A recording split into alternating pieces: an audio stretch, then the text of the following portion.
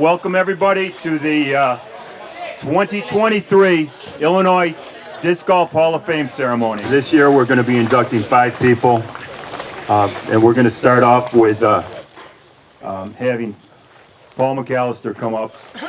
Please take a moment to remember Terry Batten, 2020 Illinois Disc Golf Hall of Fame's 7th inductee. He designed a great course in Mississippi Park in Sterling, and he made things happen there since the early 1980s. Terry passed away in January. And also remember Frank the Sod Father Grimes from Shorewood, 2006 Amateur World's Senior Grandmaster Champion. Frank put many years of blood, sweat, tears, and money into making Shanahan a showplace. Frank passed away in May. Both good guys. They are missed. Yeah.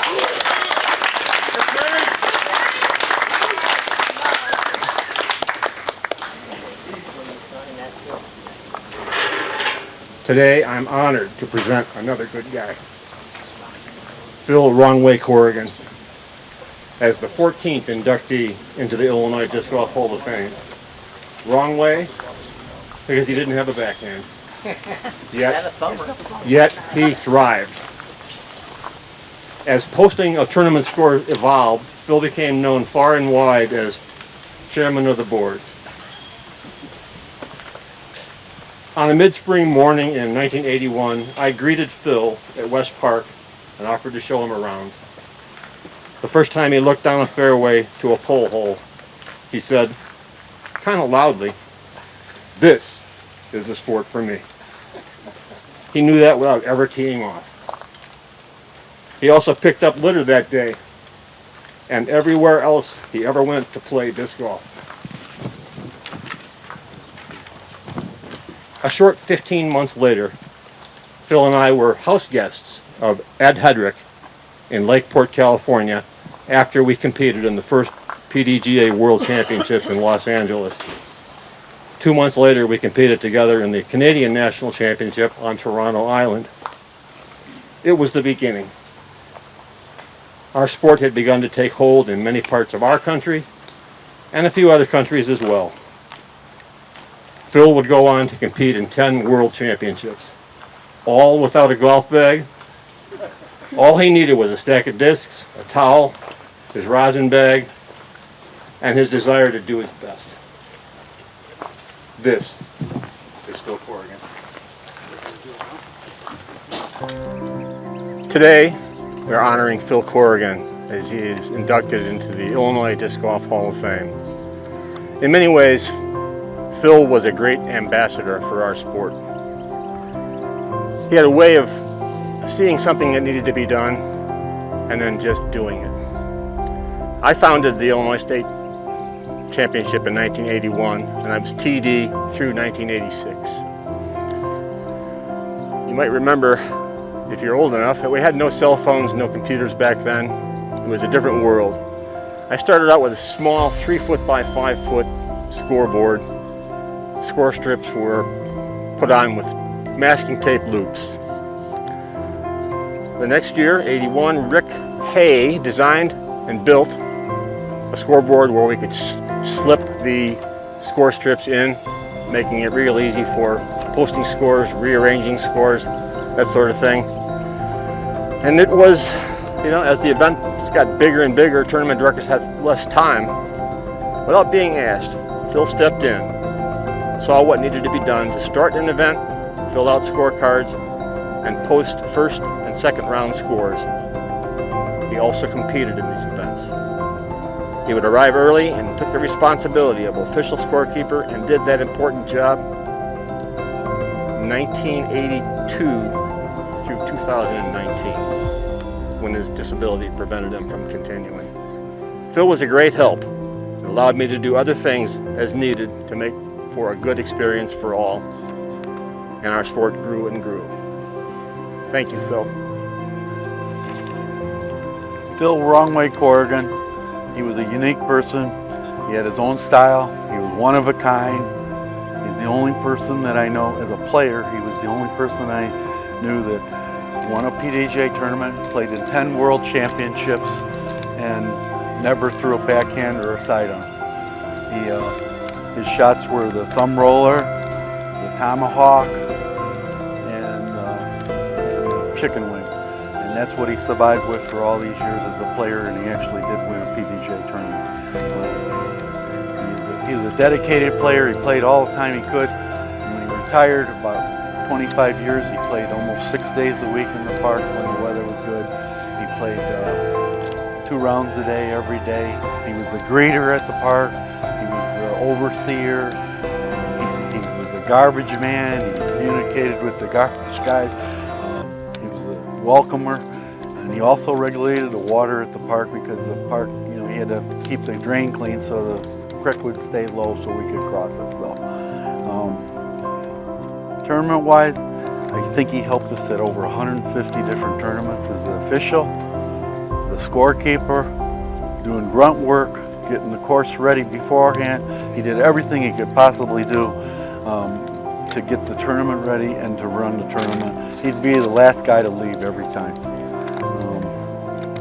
And as far as his course design goes, the first course we did was Shanahan. Phil Corrigan, Dennis Flatt, and myself, we worked about a year and a half trying to design it. The course wasn't really anything like now. The trees were small. So those guys were really helpful in starting that course. It was so bad as mosquitoes that we'd have to have. We worked on the course, and then the whole club worked on the course to install it. And if the mosquitoes were so bad, we usually had to assign people to try to keep the mosquitoes off of people while we were doing it. So he was instrumental in redesign of a lot of our local courses. He was level-headed and conservative in his approach. We traveled to many courses in the Chicagoland area and designed and consulted. He was invaluable of the development of many of the local courses and the suburb courses from the late 90s to the early 2015 or so, doing design and grunt works. A lot of these courses he worked at for over a year. And he was just part of the team. We couldn't have accomplished the growth of disc golf in this area without Wrong Way Phil. Thanks, Phil. Welcome to the Illinois Disc Golf Hall of Fame. You're very deserving. When I first met him, it was like 90, 91. We were all sitting up at hole 2 at West Park, or by the benches, and that's where the old hole 2 basket was. And this guy comes out with bandana, long hair, cut up jean shorts, big ass stack of discs with chalk, and he just starts throwing all these crazy ass shots. I mean, he's going this way, this way, this way, through his legs. I mean, he was making everything. And it was like, wow. We were all just sitting there stunned. We were so impressed. And eventually it became a thing. We just sit around and watch him practice. And but he inspired a whole generation and generations. I mean, the 90s, guys that were, you know, in the 20-year-olds back then. Now we're in our 50s, and it's unbelievable. He inspired all of us, and we went on and did some good things. And so, I mean, it's awesome. Fast forward, you know, he started playing our league in '94. I got to know him pretty good, and he was an awesome person. He did so much for our community, and even fast forward now to 2010, when Darren and I decided to run Illinois State. There was 4 people we had to get on board, or else we said there's no way we're going to do it. We had to get Dale Del Sasso to make our trophies. There's no way without him. And then the big 3 guys, we needed Paul McAllister, Gary Lewis, and Phil Corrigan. And of course they all said yes, they'll help, and they were all on board. And it was awesome just to stand up with these guys. And Phil Corrigan, you know, he's one of our idols, and he's sitting there next to us. I mean, it was great. And he did so much for Illinois State. I mean, he was there from the beginning, and he's one of the first guys there in the morning, one of the last to leave, always was helping. He knew the damn rule book in and out. And of course, you know, we eventually gave him the name chairman of the boards, because he was on that board. you know, that paperboard back before them computers were doing everything for us. He would know everything. He would have the count. He would have a piece of paper. He was writing everything down, and then keeping score. It was like boom. He knew everything. It was just right off the top of his head. It was so cool to see. Yeah, he was so important to Illinois State. Thanks for being one of my biggest mentors. You're a disc golf icon. Joliet area disc golf loves you, man. And welcome to the Illinois Disc Golf Hall of Fame. You definitely deserve it. And we'll be seeing you soon. We love you.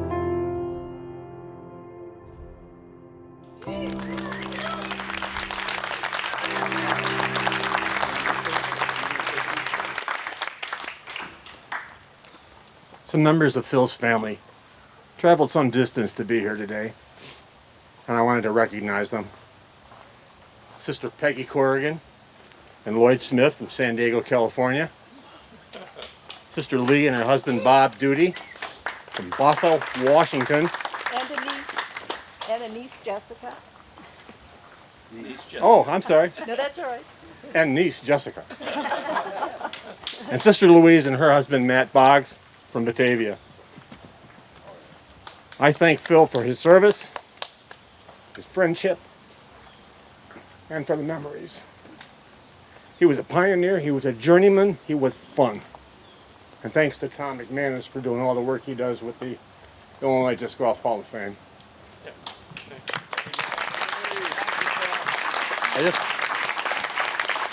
I just want to say I got a disc here with Phil's picture. He's thrown in the pie toss at New Lenox Open 2003. You can see his disc right there. I think he missed this time, but it's right there. You can see he's real close. And I want to tell you, I'm playing with him for all these years, over 40 years. I used to try to keep my mouth shut, but I critiqued him a little bit. I can safely say he never took any of my advice.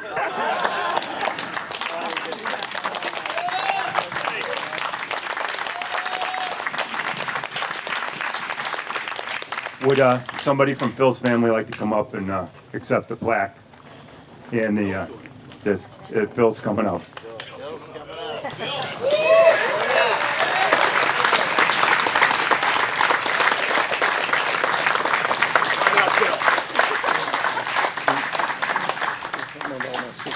Okay, for sure.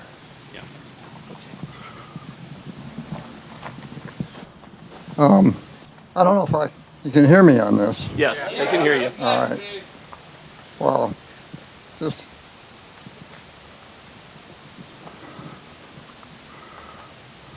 Thank you, your sisters. want to say thanks to everybody who helps keep their course in order.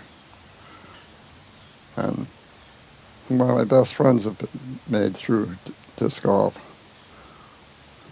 As far as coming here today, I didn't know if I'd be able to make it for long since I got the invitation, and I really didn't think I would, but my sisters stand out.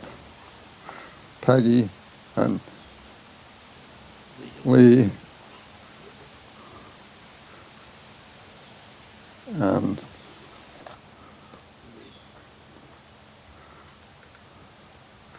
but I learned a lot about family from my sisters, and they did a lot of work. And Paul McAllister and Gary Lewis and Brian Cummings made the sport fun, but they did the most building of it too. I'd like to thank all the people who came out today. That's about all I got.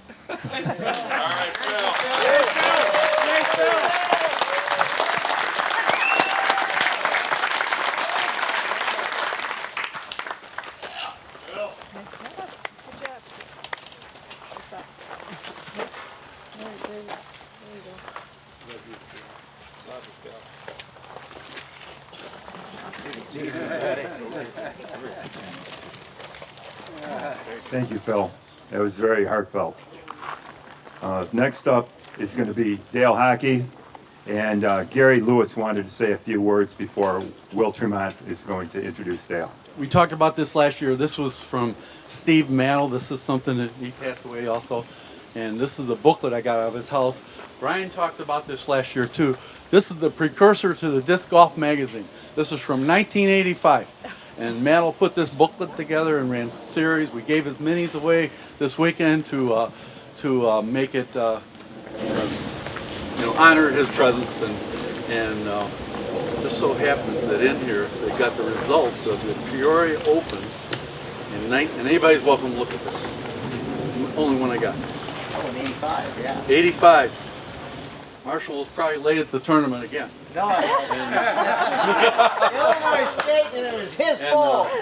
Dale Hockey took third at this tournament. So, anyways, I just want to say, I was at Dale Hockey's tournaments, and the guy, he started a tradition over there in Quad Cities. He had a few unusual things. He had the mid-August Classic, right in the middle of August, every year of this tournament. The other things he did, which was small, but I think he gave T-shirts away, or at least had T-shirts, and he had food vendors there. So he developed quite a few different courses over there. One time he told me he had a tournament for the prison. He had to disqualify everybody for cheating, all 37 of them. But his claim to fame was Lincoln Park, and it was an early course.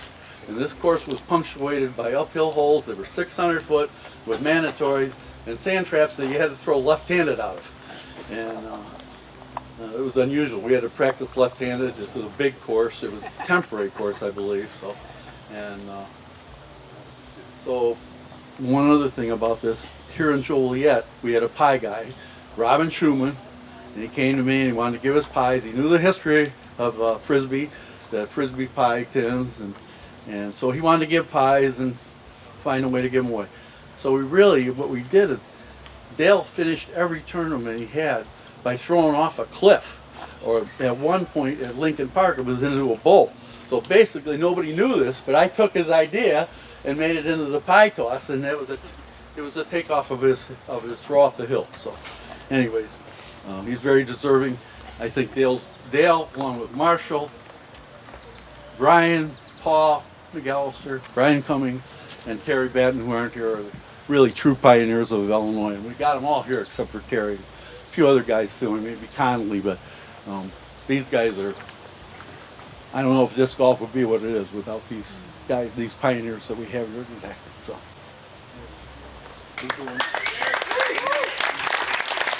All right, next up, Will Tremont is going to speak for Dale Hockey.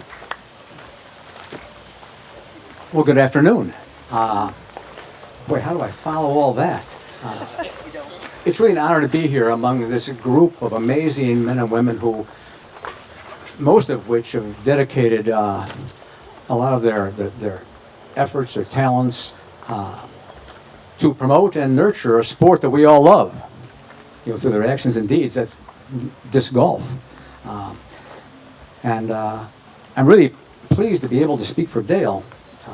Now our history was, we've been friends since we were like 6 years old.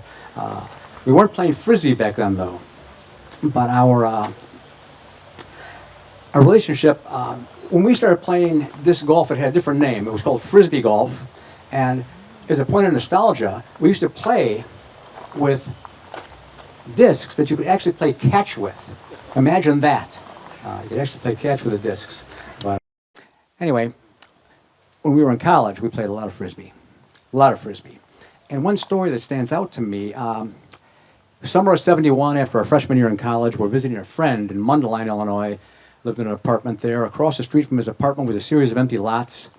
And actually, the street that was beyond, all the houses there, their backyards and porches, faced these empty lots. There's probably condominiums there today blocking their great view.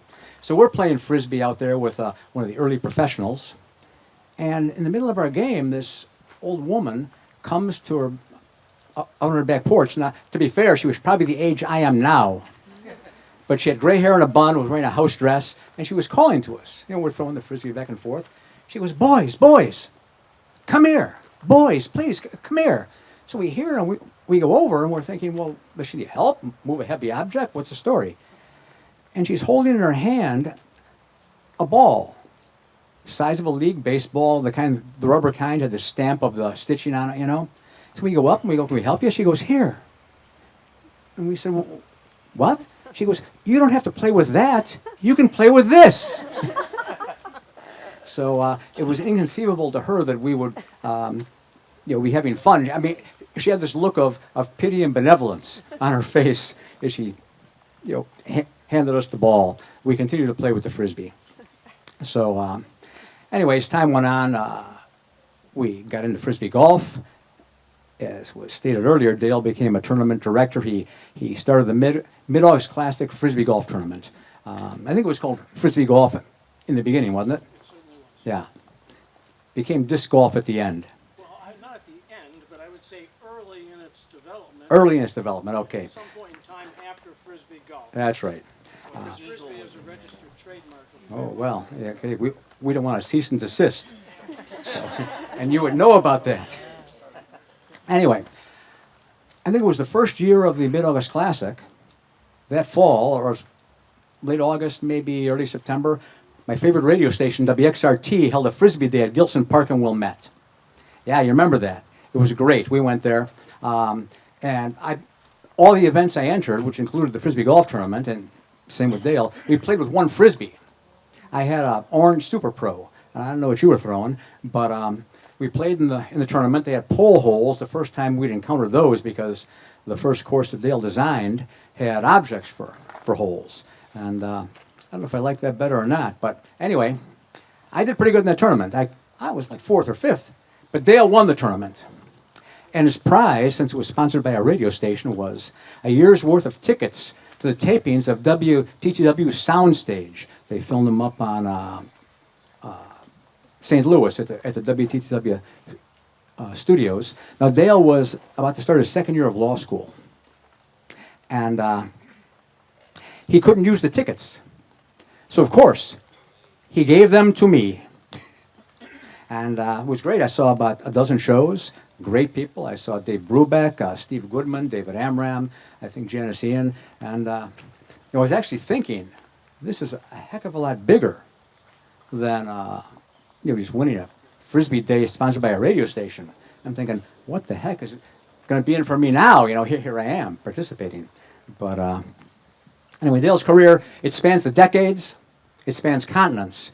As a player, course designer, and tournament director, and I agree with everything that was said prior. I think he really deserves this honor, and it's an honor for me to be able to introduce him. So please give an Illinois Disc Golf Hall of Fame welcome to Dale Hockey.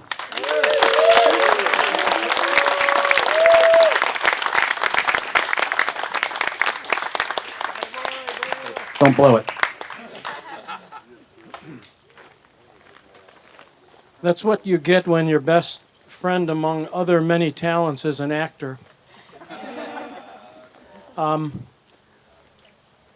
For those who know me well, and probably in this audience, there's only 2 people that I can say really know me well. And that's my best friend, Will Tremont, and his dear sweet wife, K.T. Tremont, Kate Tremont, who's become one of my dear friends. But I can also tell you, starting in 1981 at the Illinois State Championships, at the Lumber Cup, I have trophies in the car right this moment to prove I was there.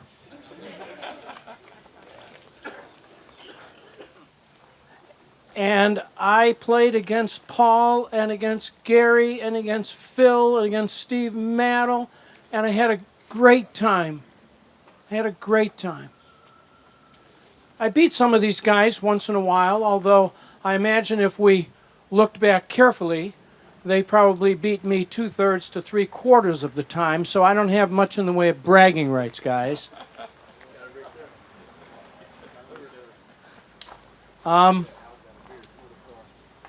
Okay, so those who know me well know that before I was almost anything, I was a poet and a storyteller.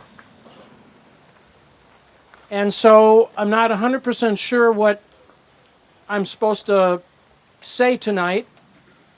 So I thought I would tell a few stories. But first, I think there's some really important housekeeping. And that is some thank yous. The first thank you is to Tom McManus. This whole, let's give him a big round of applause.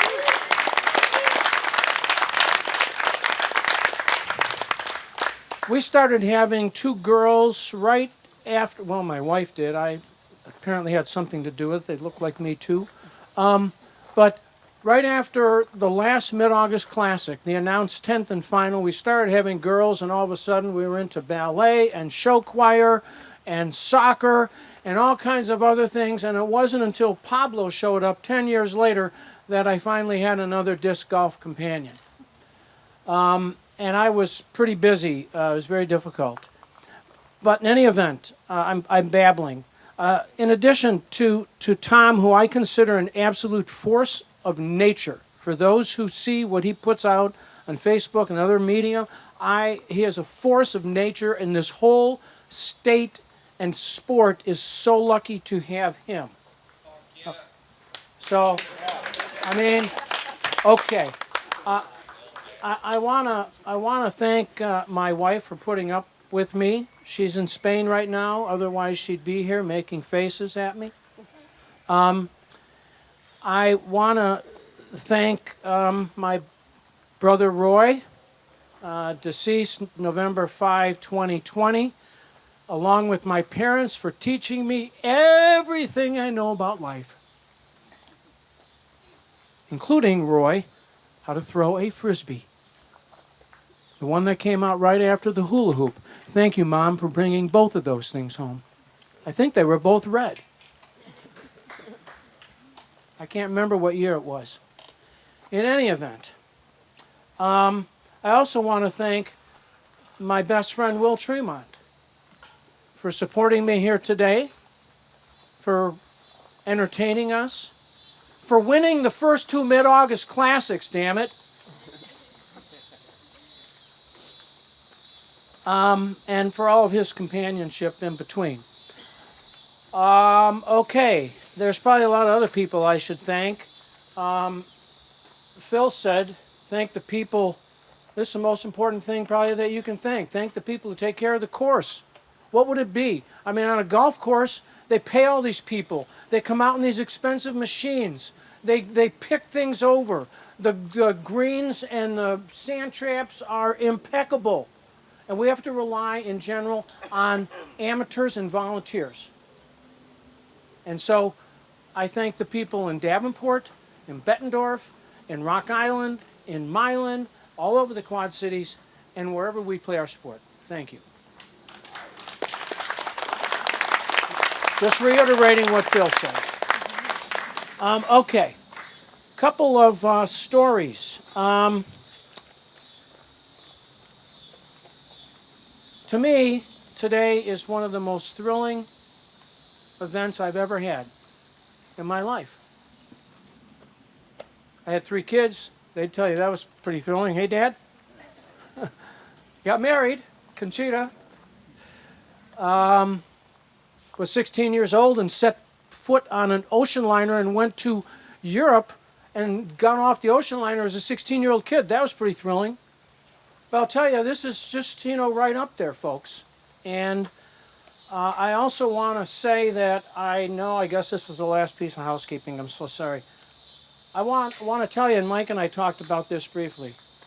The people that are in this Hall of Fame, most of them are there for a lot of reasons, but primarily because they've been great players for a long time. I was a pretty damn good player for probably a much shorter time. And if you just say, well, how are hockey's numbers? He's like the 287 hitter. You scratch your head and go, how did the 287 hitter get in the Hall of Fame? Well, maybe he's Nellie Fox. I want to thank the Hall of Fame voters for also looking at the people that have developed the sport. And I'm proud of my responsibility that I did in the Quad Cities, which is now a mecca for disc golf. What do we have, like 9 courses or something? At least. At least 9 courses. And I started the first tournament, et cetera, et cetera, et cetera. Okay, thank you. Gary alluded to this earlier. Story. I was in the third floor of the rotunda. I was a young lawyer of the Rock Island County Courthouse, this big gaping rotunda. Rest in peace, Rock Island County Courthouse. And a guy, and I'm with this client, Sonny, and this guy across goes, Dale, Dale. And he goes, this weekend? And I said, yeah. He goes, okay, great. And walks on. So lawyer I knew. She goes, what's this? I said, well, Sonny, that's about my Frisbee golf tournament this weekend. Really? Where? When? I said, well, you know, Lincoln Park. Oh, I live close to there. This weekend. Okay, nothing to do. Okay, I'll be there. And she was. And then she goes, hey, can you do one of those for us? I go, us? Who's us? Oh, yeah. I remembered Sonny was the recreational director at the East Moline State Prison. So I said, wait a second, you want me to put on a disc golf tournament, a Frisbee golf tournament in the prison? Yeah. Okay. Huh. You got room enough? Well, how much room do you need? Well, I go there. I design a 9-hole course. I talk to Stork Roddick. He sends 2 huge boxes of discs. Boom. I get some trophies, get some ribbons, go out and play the course several times. Par 36, just like I like it. 2 5s, 2 3s, 5 4s. That's how I like it. Gary already stole my punchline here a little bit, but I'll go back to it a second because we arrived there, and I'm there early, and I'm getting everything sorted out, and the trophies and the Frisbees and all this stuff. And I had a little program, but not too many guys were showing up. They were pretty sheepish. And so Sonny says, hey, Jerome, come on over here. Oh, no, not me. Got visitors. No, you haven't got any visitors, Jerome. Get your ass over here. And he comes over, doesn't want to play, starts to play a little bit, and the first hole was this pole, and he goes, he's out there after not wanting to play, and he goes, I'm going to saw that motherfucker in half. So they did. They all cheated.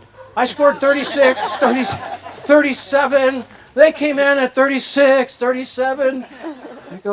I go, wait, time out. That was just the preliminary round. Now we got the finals. And they go, oh, okay. I said, so each of your groups, you decide who is the best player in your group. And with a little bit of democracy and a little bit of the Sopranos, they came up with a choice. And it didn't take them too long. And all of a sudden, I had 5 guys, and I went out and counted every stroke, and 61 was the winning score. Is that telling me I'm done? No? Okay. Keokuk. Keokuk. I go down to Keokuk with my wife and her 2 youngest brother and sister. And it's this beautiful course in Rand Park. You ever play that course, anyone? Rand Park? Did you ever play Rand Park in Keokuk? Kim Steele was putting on a tournament, and Tom Kramer, and I can't remember who, was the Keokuk something or other. I go down there with, now my brother and sister-in-law, they didn't speak any English, just Spanish, and Conchita didn't speak any English, just Spanish and 4 other languages. We spoke only French. They go, what the hell are these people doing here? And Kim Steele says, hockey. Oh, uh-oh. So there's this trophy that must have been this tall. Man, and a shiny Keokuk, it said, Keokuk Open. I said, is this for the winner? They go, well, of course. So I go out and I whipped Kim Steele, and I whipped Tom Kramer, and I whipped whoever else showed up, and I was the winner, and I'm there at the closing ceremonies to see if my trophy will fit in my car, and they go, oh, whoa. That's for that's for the low score from Keokuk. And I go, holy crap. Okay. Final thing. and I thank you for your time. I missed a lot of stuff. I know. I promised you a short poem. And I write poems on a lot of different types of things. Anti-war poems, environmental poems, poems about death, despair, destruction, disease, depression, all the D's I cover. My poetry will just make you want to go lie face down in the mud. But once in a while, something happens and I get some inspirational one. This is in the inspirational category, okay? And this is what happened. My son, our son, was kind of a superstar, and I knew he was going to get into any college he wanted, and he wanted to go to a college where people were pulling together. And he did. He chose one for that purpose. And when we got out there to drop him off, our baby, we had like 3 days, and then finally we had this little skit show and talent show with the sophomores, and then there was a beep, and they said, parents, 5-minute warning, out. We go, what? Oh yeah, 5-minute warning, out. We'll take care of your kids. But, see those windows? See those markers? Write whatever you want. And I wrote kind of a poem for Pablo. And I got home, and I wrote it a little better, and this is what it says. Because he was sitting in the living room with his head in his hands, going, I don't know if I can do this. Do what? I don't know if I can go to Stanford and do it. I said, okay. And I told him what I thought. And this is a poem, inspirational poem, all of you. And it's for all of us. Just be yourself. It is enough, so long as it is all of you. No less, not a jot less. Push the envelope, but do not tear it, unless you are sure it is worth it. Stretch the fabric of that marvelous mind, and mind you mend whatever fences need mending. Remembering, always remembering, that we are one, as woven by John Donne. Dream of your journey, but insist on sitting at the front of the bus. Grounded in that quest, true to yourself, at your best, it is enough.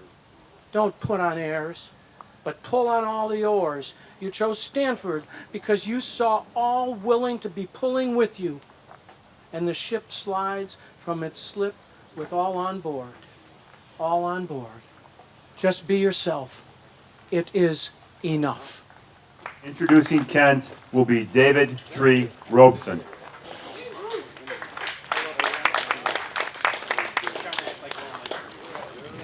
Thank you, Tom. I've known Kent for almost 20 years. I was late into disc golf, very late into it. Probably before half these people were born that aren't sitting in the front row. Yeah, that's true. Kent was one of the first people I got to know in Springfield playing disc golf because I would play at any time and Kent could play at any time. And I was fortunate to have a job that gave me freedom to do that. And so Kent sort of took me under his wing and started getting me out there at 6:30 in the morning. And we'd throw Duncan Park, which was Douglas Park back then, but they had to change the name. And I started learning. And the name Tree was sort of not just because my profession was dealing with trees, but it's because if there was one tree in an acre, I could hit that tree. I've dropped off the last part, so it's just tree right now. But I've got to know Kent well, and Kent is unusual in the disc golf world because Kent is deaf. I've learned a lot of sign language, some good ones, some bad ones. I know how to say some things that I won't. But he's taught me how to use some. When you get really mad at the course and you're not supposed to swear because it's a tournament, you can do sign language. And that's, yes. Anyhow, Kent ran deaf national tournaments in Springfield. Kent has been very, very involved with deaf disc golf nationally. We've had 2 tournaments in Springfield. He runs web pages. He's an ambassador for the deaf disc golfers, which that's a whole nother, if you ever play in a disc golf tournament or even caddy or be the TD, it's an experience. Because some of them truly are totally deaf. You can talk while they're throwing. You can play music loud and nobody's hearing it, which is sort of unusual. Just don't get in their line of sight. Kent and I have played as partners a couple tournaments. The one that I remember was one that Wilbur ran, and it was my first and only ice bowl. It was probably minus 20 degrees, it seemed like, and there was at least 18 to 24 inches of snow in Peoria. And in the second round, we lost the box only once, because if you lost the box, you had to go out and you had to come back in after spotting, which was walking the course twice as long. We left because we were frozen and sore, and if you walk through 2 feet of snow enough, you will find out that it's like riding a horse for an entire day. Afterwards, you kind of walk like that. But we ended up getting second in it. And it was great. My one and only ice bowl, second. Kent's been in a lot of tournaments. He's won a lot of tournaments. He's had fun in a lot of tournaments. He's run a lot of tournaments. And as far as I'm concerned, for everything he has done, especially for the disc golf world, he is truly an honorable candidate for the Illinois Hall of Fame.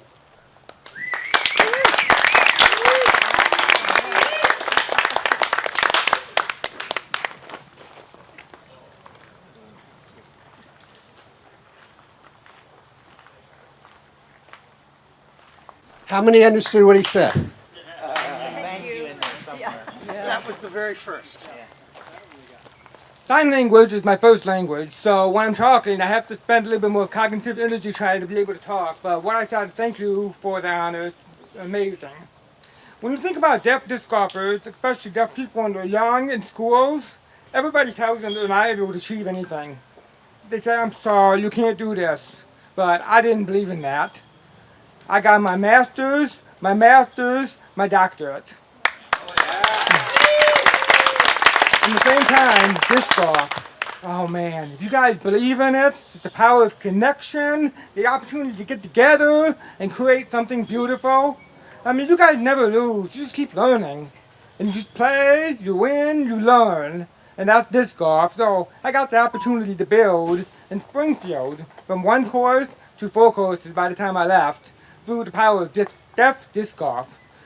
People from all over the nation would come over to Springfield to play the tournament that I would host, that David would help with, the community all got together. I mean, I won a Springfield Celebrity Award from the mayor. The tourism dollars, the funding, and the growth, it's amazing for the South. Because everything else in Joliet or Peoria in the South needs to grow some areas. It's so beautiful. And thank you for everything.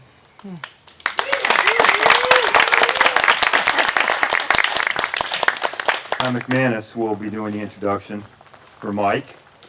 And what I wanted to say about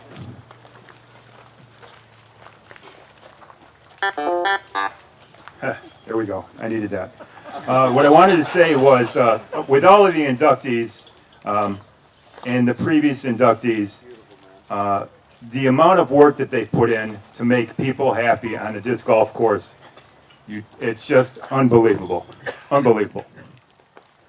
So with Mike, Mike joined the PDGA in 2005, and he's played, since that time, he's played 106 sanctioned events. But by the end of the year, he'll have been the TD or assistant TD of 146 sanctioned events. So that's where his heart is at.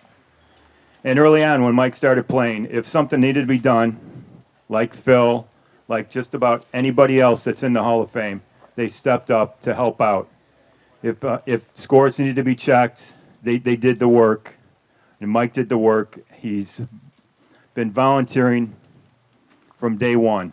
I'm going to go to my notes because I've got a couple things to say specifically. Mike's been the assistant TD at 2 World Championships.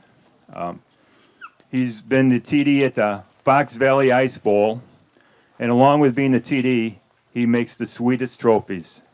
The same thing with the iOS events that he runs now. He makes the trophies. He takes the time and makes the trophies himself. And the one thing about disc golf, the trophies are special. And Mike's done an amazing job with that. And we also have the Discontinuum Club Challenge, where there is 288 players on 4 courses down in Indiana.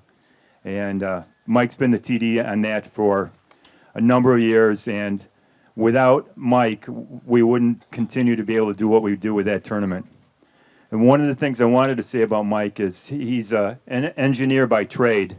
And so after a tournament is done, if something didn't go right at that tournament, it doesn't happen at the next tournament. He takes care of it immediately. He does the job. He looks at it and says, well, this is what we should have done different, and it doesn't happen again in the next tournament. Mike was also the PDGA Volunteer of the Year in 2020. So that's not the Illinois event. That's a national event. He was the Volunteer of the Year.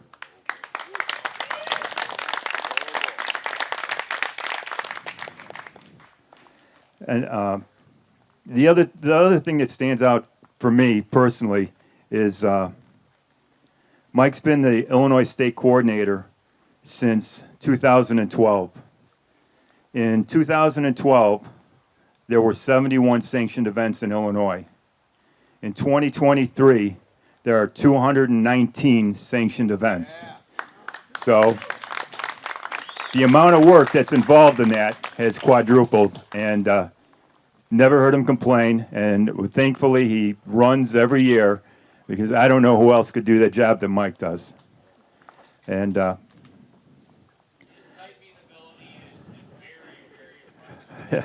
I just on a personal note, whenever I try and run a tournament, or I'm running leagues, or I'm involved in an event, and I have a rules question or any type of a question that I need some help with on a PDGA website, Mike is always right there. He is amazing. He always finds the time, and just the amount of work and hours that he has given to disc golf in Illinois is incredible, and I thank you, Mike.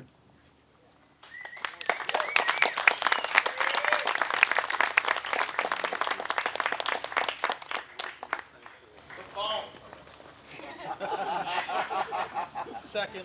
You know, I love you guys, because all the things you guys can joke about, it just makes it a lot of fun, and I appreciate that. I mean, whether it be just banging out the scores and typing them in, or speaking out of turn when I should have kept my mouth shut, it's all good. So, and when I started doing this like 20 years ago, I'm like, oh, it'll just be something fun to do. I like throwing frisbees and going out and walking in the woods, throwing frisbees and stuff, but I would never expect it to be where I am here in front of you guys, being inducted in the Hall of Fame. It's not what I expected.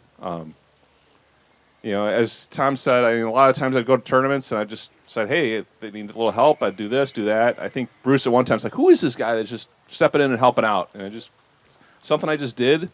Those guys that started off the Illinois Open Series, Brett Cavansoli, John Brakel, Bruce Brakel, I learned a lot from those guys, for sure. They were great guys. They did a ton. They had their quirks. We all have our quirks. But I learned the ropes from those guys. And one of the things they ingrained in me was just the desire to run events that other people, that they themselves would want to play. And I've been trying to do that with my own events and helping others doing that. And that's why you guys keep coming out, because you're playing the events you want to play. Brett was a workhorse. He had a good eye for temporary holes. I haven't designed any courses. I've designed a couple of holes. Sometimes people think I'm evil, but that's what it is. Bruce showed me how to make an event and actually make it financially viable, so he actually didn't lose money on it. John took care of scoring. You guys are spoiled today. It used to be you'd wait days, maybe weeks, for events to be posted online. Well, yeah, it's on paper or whatever, right? But even online, it took a while to do it. And John Brakel, won up the game. He had the scores posted before people left the parking lot. now you guys are all expecting. Now it's so fast that there's times when I'm ready to do trophies, and the players have not gotten in from their hole yet because we already got everything figured out. It's a different world.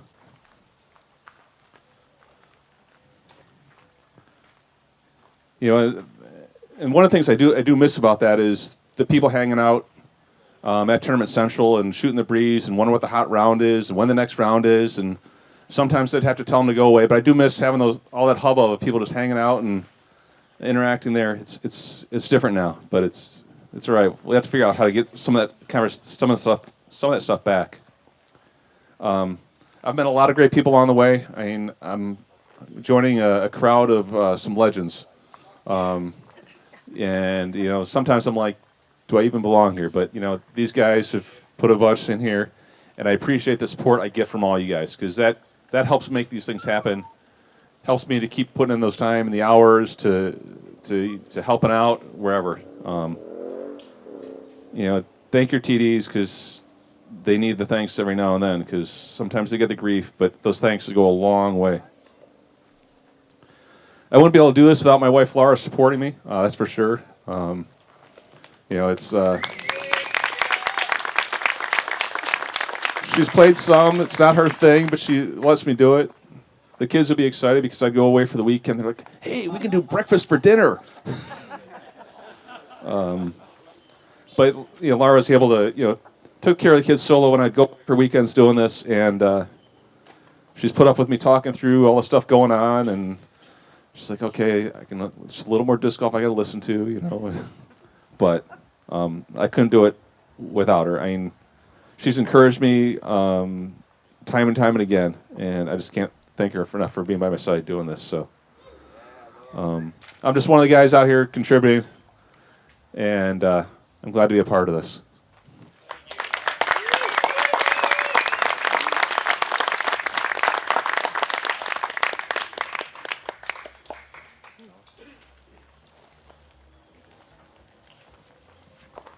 And our final inductee is Nate Heinhold.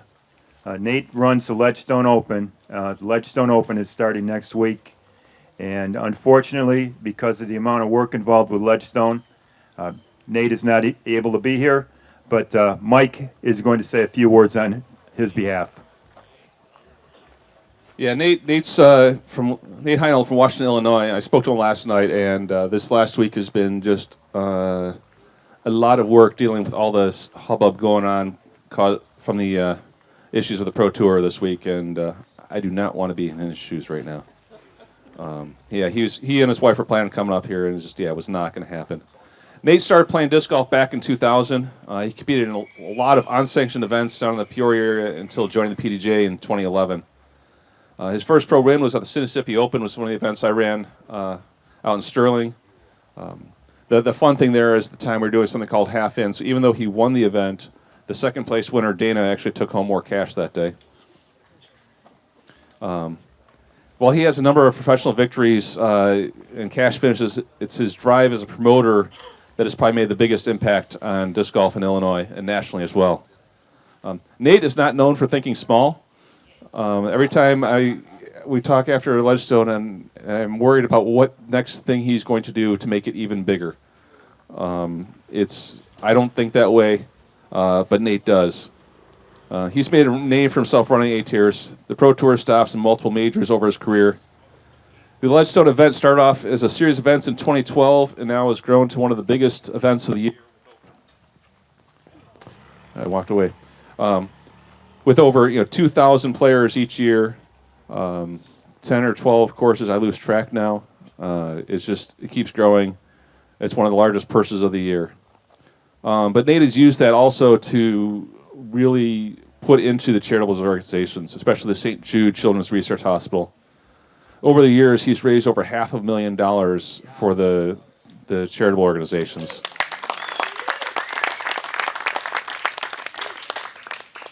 Nate is also one of the founders of the Paul Macbeth Foundation, which also provides disc golf experiences in underserved locations.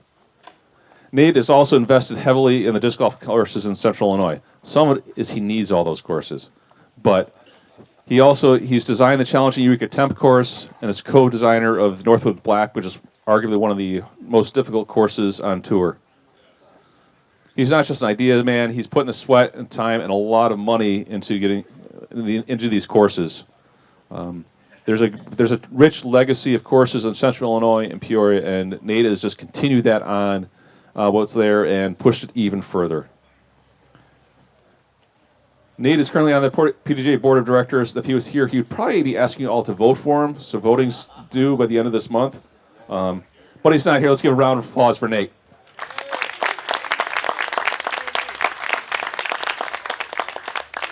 All right, thank you, everybody. One final thing I wanted to say: if all the current Hall of Famers could come over here by Brian and Phil, and we can give everybody a hand.